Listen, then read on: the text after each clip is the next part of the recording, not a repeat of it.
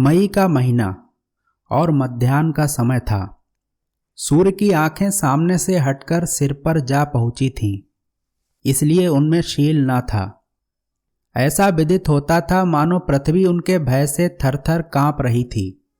ठीक ऐसे ही समय एक मनुष्य एक हिरन के पीछे उन्मत्त चाल से घोड़ा फेंके चला आता था। उसका मुंह लाल हो रहा था और घोड़ा पसीने से लथपथ, किंतु मृग भी ऐसा भागता था मानो वायु वेग से जा रहा था। ऐसा प्रतीत होता था कि उसके पद भूमि को स्पर्श नहीं करते। इस दौड़ की जीत हार पर उसका जीवन निर्भर था। पछुआ हवा बड़े जोर से चल रही थी। ऐसा जान पड़ता था मानो अग्नि और धूल की वर्षा हो रही हो। घोड़े के नेत्र रक्त वर्ण हो रहे थे और अश्वारोही के सारे शरीर का रुधिर उबल सा रहा था, किंतु मृग का भागना उसे इस बात का अवसर ना देता था कि अपनी बंदूक को संभाले। कितने ही ऊख के खेत, ढाक के वन और पहाड़ सामने पड़े और तुरंत ही सपनों की संपत्ति की भांति अदृश्य हो गए। क्रमशः मृग और अश्वारोही के बीच अधिक अंतर होता जाता था कि अचानक मृग पीछे की ओर मुड़ा।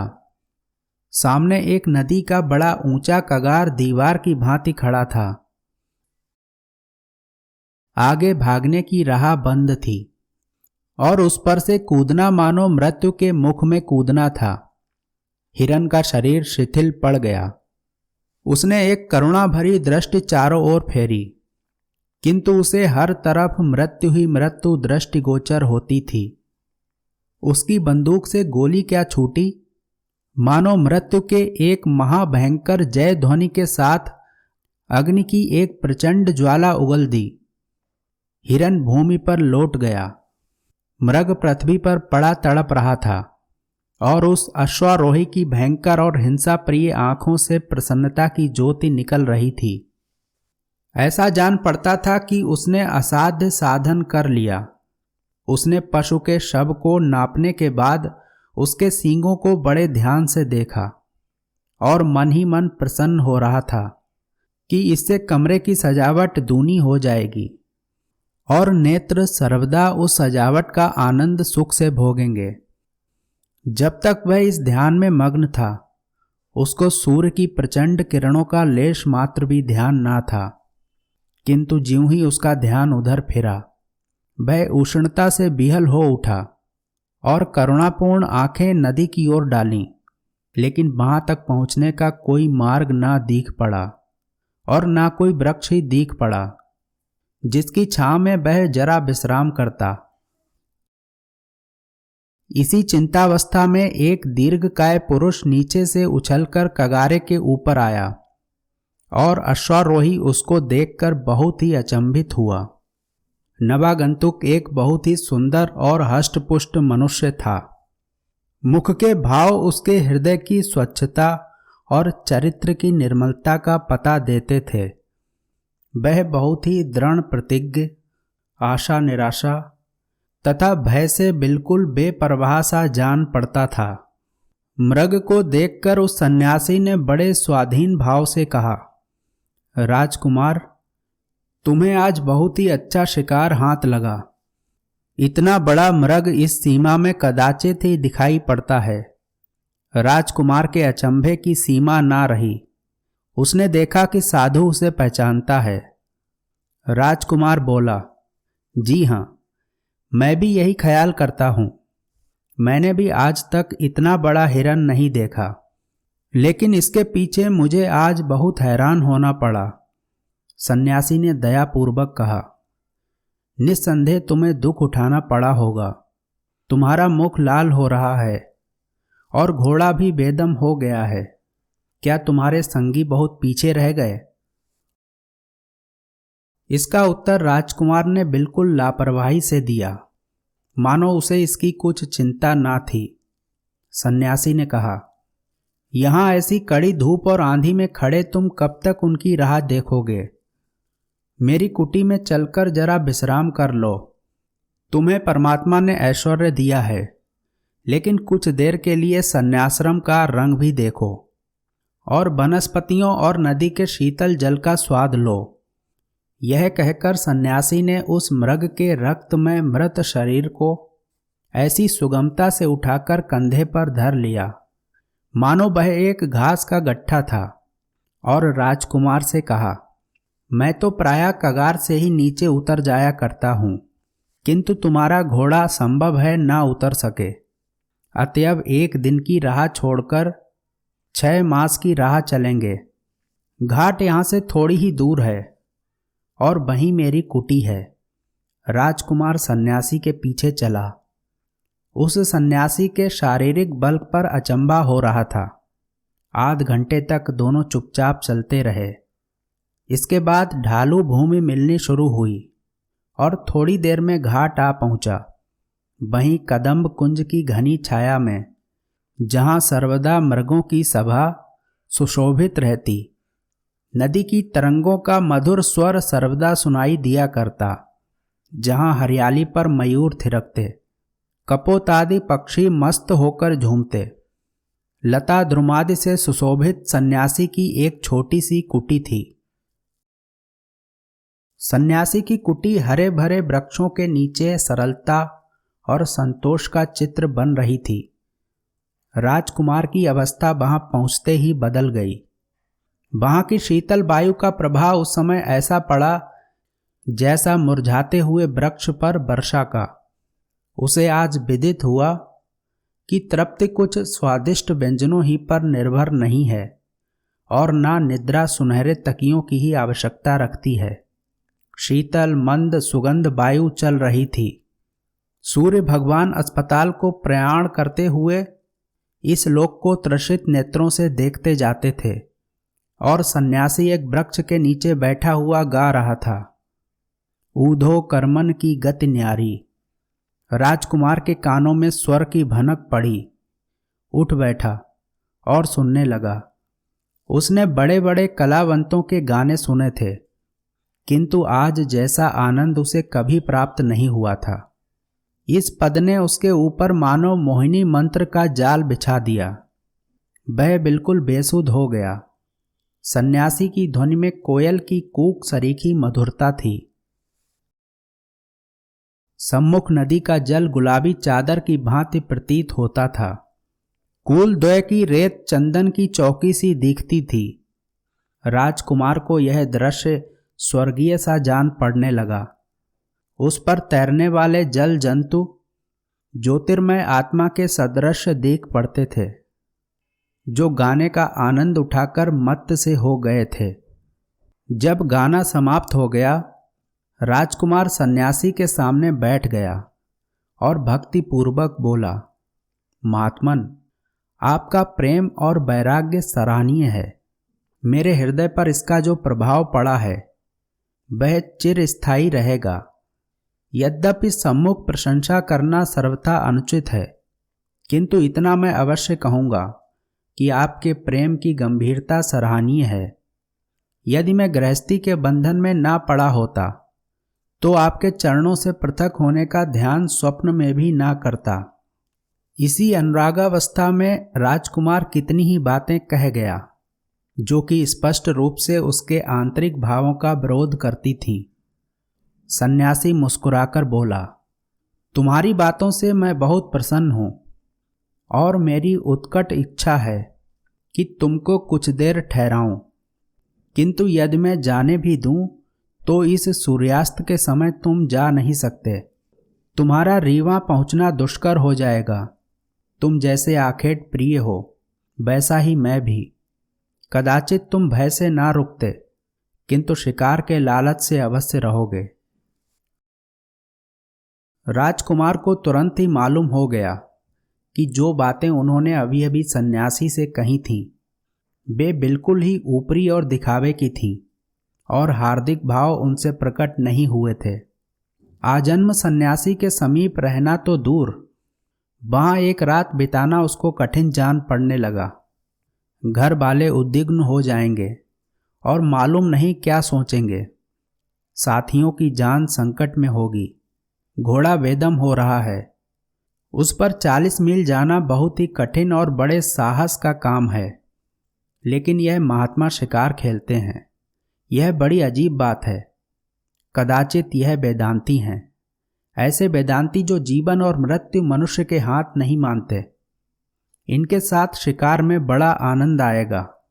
यह सब सोच विचार कर उन्होंने सन्यासी का आतिथ्य स्वीकार किया और अपने भाग्य की प्रशंसा की, जिसने उन्हें कुछ काल तक और साधु संग के लाभ उठाने का अवसर दिया। रात 10 बजे का समय था। घनी अंधियारी छाई हुई थी। सन्यासी ने कहा, अब हमारे साथ चलने का समय हो गया है। राजकुमार पहले से ही प्रस्तुत था। बंदूक कंधे पर रख बोला, इस अंधकार में सोकर अधिकता से मिलेंगे, किंतु ये पशु बड़े भयानक हैं। सन्यासी ने एक मोटा सोटा हाथ में लिया और कहा, कदाचित इससे भी अच्छे शिकार हाथ आएं। मैं जब अकेला जाता हूं कभी खाली नहीं लौटता। आज तो हम 2 हैं। दोनों शिकारी नदी के तट पर नालों और रेतों के टीलों को पार करते और झाड़ियों से अटकते चुपचाप चले जा रहे थे। एक ओर श्याम वर्ण नदी थी। नक्षत्रों का प्रतिबिंब नाचता दिखाई देता था और लहरें गाना गा रही थीं। दूसरी ओर घनघोर अंधकार, जिसमें कभी कभी केवल खद्दोतों के चमकने से एक क्षण स्थायी प्रकाश फैल जाता था। मालूम होता था कि वे भी अंधेरे में निकलने से डरते हैं। ऐसी अवस्था में कोई 1 घंटा चलने के बाद वह एक ऐसे स्थान पर पहुंचे जहां एक ऊंचे टीले पर घने वृक्षों के नीचे आग जलती दिखाई पड़ी। उस समय इन लोगों को मालूम हुआ कि संसार के अतिरिक्त और भी वस्तुएं हैं। सन्यासी ने ठहरने का संकेत किया। दोनों एक पेड़ की ओट में खड़े होकर ध्यानपूर्वक देखने लगे। राजकुमार ने बंदूक भर ली। टीले पर एक बड़ा छायादार बट वृक्ष भी था। उसी के नीचे अंधकार में 10-12 मनुष्य अस्त्र शस्त्रों से सुसज्जित मिर्जई पहने चरस का दम लगा रहे थे। इनमें से प्रायः सभी लंबे थे। सभी के सीने चौड़े और हष्टपुष्ट। मालूम होता था कि सैनिकों का एक दल विश्राम कर रहा है। राजकुमार ने पूछा, यह लोग शिकारी हैं? सन्यासी, ये राह चलते यात्रियों का शिकार करते हैं। ये बड़े भयानक हिंसक पशु हैं। इनके अत्याचारों से गांव के गांव बर्बाद हो गए और जितनों को इन्होंने मारा है उनका हिसाब परमात्मा ही जानता है। यदि आपको शिकार करना हो तो इनका शिकार कीजिए। ऐसे शिकार आप बहुत प्रयत्न करने पर भी नहीं पा सकते। यही पशु हैं जिन पर आपको शस्त्रों का प्रहार करना उचित है। राजाओं और अधिकारियों के शिकार यही हैं। इससे आपका नाम और यश फैलेगा। राजकुमार के जी में आया कि 2-1 को मार डालें, किंतु सन्यासी ने रोका और कहा, इन्हें छेड़ना ठीक नहीं। अगर यह कुछ उपद्रव ना करें तो भी बचकर निकल जाएंगे। आगे चलो, संभव है इससे अच्छे शिकार हाथ आएं। तिथि सप्तमी थी। चंद्रमा भी उदय हो आया। इन लोगों ने नदी का किनारा छोड़ दिया था। जंगल भी पीछे रह गया था। सामने एक कच्ची सड़क दिखाई पड़ी और थोड़ी देर में कुछ बस्ती भी दिख पड़ने लगी। सन्यासी एक विशाल प्रासाद के सामने आकर रुक गए और बोले, आओ इस मौलसरी के वृक्ष पर बैठें, परंतु देखो बोलना मत, नहीं तो दोनों की जान के लाले पड़ जाएंगे। इसमें एक बड़ा भयानक हिंसक जीव रहता है जिसने अनगिनत जीवधारियों का वध किया। कदाचित हम लोग आज इसको संसार से मुक्त कर दें। राजकुमार बहुत प्रसन्न हुआ और सोचने लगा, चलो रात भर की दौड़ तो सफल हुई। दोनों मौलसरी पर चढ़कर बैठ गए। राजकुमार ने अपनी बंदूक संभाल ली और शिकार की जिसे वह तेंदुआ समझे हुए था बाट देखने लगा। रात आधी से अधिक व्यतीत हो चुकी थी। एकाएक महल के समीप कुछ हलचल मालूम हुई और बैठक के द्वार खुल गए। मोमबत्तियों के जलने से सारा हाता प्रकाशमान हो गया। कमरे के हर कोने में सुख की सामग्री दिखाई दे रही थी। बीच में एक हष्टपुष्ट मनुष्य गले में रेशमी चादर डाले, माथे पर केसर का अर्ध लंबाकार तिलक लगाए, मसनद के सहारे बैठा सुनहरी मुंहनाल से लच्छेदार धुआं फेंक रहा था। इतने ही में उन्होंने देखा कि नर्तकियों के दल चले आ रहे हैं। उनके हाव भाव व कटाक्ष के शेर चलने लगे। समाजियों ने सुर मिलाया, गाना आरंभ हुआ और साथ ही साथ मद्यपान भी चलने लगा। राजकुमार ने अचंभित होकर पूछा, यह तो बहुत बड़ा रईस जान पड़ता है। सन्यासी ने उत्तर दिया, नहीं, यह रईस नहीं है, यह बड़े मंदिर के महंत हैं, साधु हैं, संसार का त्याग कर चुके हैं, सांसारिक वस्तुओं की ओर आंख नहीं उठाते, पूर्ण ब्रह्म ज्ञान की बातें करते हैं। यह सब सामान इनकी आत्मा की प्रसन्नता के लिए है। इंद्रियों को वश में किए हुए इन्हें बहुत दिन हुए। सहस्त्रों सीधे साधे मनुष्य इन पर विश्वास करते हैं, इनको अपना देवता समझते हैं। यदि आप शिकार करना चाहते हैं तो इनका कीजिए। यही राजाओं और अधिकारियों के शिकार हैं। ऐसे रंगे हुए सियारों से संसार को मुक्त करना आपका परम धर्म है। इससे आपकी प्रजा का हित होगा तथा आपका नाम और यश फैलेगा। दोनों शिकारी नीचे उतरे। सन्यासी ने कहा, अब रात अधिक बीत चुकी है, तुम बहुत थक गए होगे, किंतु राजकुमारों के साथ आखेट करने का अवसर मुझे बहुत कम प्राप्त होता है। अतएव एक शिकार का पता और लगाकर तब लौटेंगे। राजकुमार को इन शिकारों में सच्चे उपदेश का सुख प्राप्त हो रहा था। बोला, स्वामी जी, थकने का नाम ना लीजिए। यदि मैं वर्षों आपकी सेवा में रहता तो और न जाने कितने आखेट करना सीख जाता। दोनों फिर आगे बढ़े। अब रास्ता स्वच्छ और चौड़ा था। हाँ, सड़क कदाचित कच्ची ही थी। सड़क के दोनों ओर वृक्षों की पंक्तियां थीं। किसी किसी आम्र वृक्ष के नीचे रखवाले सो रहे थे। घंटे भर बाद दोनों शिकारियों ने एक ऐसी बस्ती में प्रवेश किया जहां की सड़कों, लालटेनों और अट्टालिकाओं से मालूम होता था कि बड़ा नगर है। सन्यासी जी एक विशाल भवन के सामने एक वृक्ष के नीचे ठहर गए और राजकुमार से बोले, यह सरकारी कचहरी है। यहाँ राज्य का बड़ा कर्मचारी रहता है, उसे सूबेदार कहते हैं। उनकी कचहरी दिन को भी लगती है और रात को भी। यहाँ न्याय सुवर्ण और रत्नादिकों के मोल बिकता है। यहाँ की न्यायप्रियता द्रव्य पर निर्भर है। धनवान दरिद्रों को पैरों तले कुचलते हैं और उनकी गुहार कोई भी नहीं सुनता। यही बातें हो रही थीं कि एकाएक कोठे पर दो आदमी दिखलाई पड़े। दोनों शिकारी वृक्ष की ओट में छिप गए। सन्यासी ने कहा, शायद सूबेदार साहब कोई मामला तय कर रहे हैं। ऊपर से आवाज आई, तुमने एक विधवा स्त्री की जायदाद ले ली है। मैं इसे भली भांति जानता हूं। यह कोई छोटा मामला नहीं है। इसमें 1 सहस्र से कम पर मैं बातचीत करना नहीं चाहता। राजकुमार में इससे अधिक सुनने की शक्ति ना रही। क्रोध के मारे नेत्र लाल हो गए। यही जी चाहता था कि इस निर्दयी का अभी वध कर दूं, किंतु सन्यासी जी ने रोका। बोले, आज इस शिकार का समय नहीं है।